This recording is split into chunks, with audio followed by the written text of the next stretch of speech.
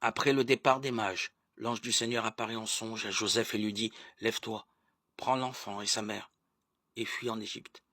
Reste là-bas jusqu'à ce que je t'avertisse, car Hérode va rechercher l'enfant pour le faire périr. » Joseph se leva. Dans la nuit, il prit l'enfant et sa mère et se retira en Égypte, où il resta jusqu'à la mort d'Hérode. Ainsi s'accomplit ce que le Seigneur avait dit par le prophète. D'Égypte, j'ai appelé mon fils. Alors, Hérode, voyant que les mages l'avaient trompé, entra dans une violente fureur. Il envoya tuer tous les enfants de moins de 2 ans à Bethléem et dans toute la région d'après la date qu'il s'était fait préciser par les mages.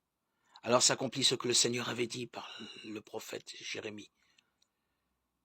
Un cri s'élève dans Rama, des pleurs et une longue plainte. C'est Rachel qui pleure, ses enfants, et ne veut pas qu'on la console, car ils ne sont plus.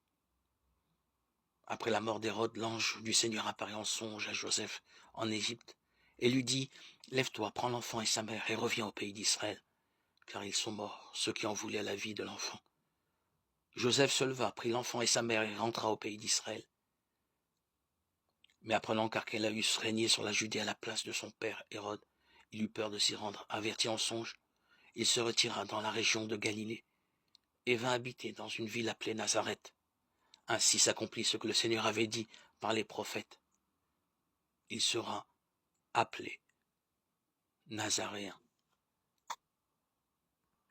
Évangile selon saint Matthieu 2,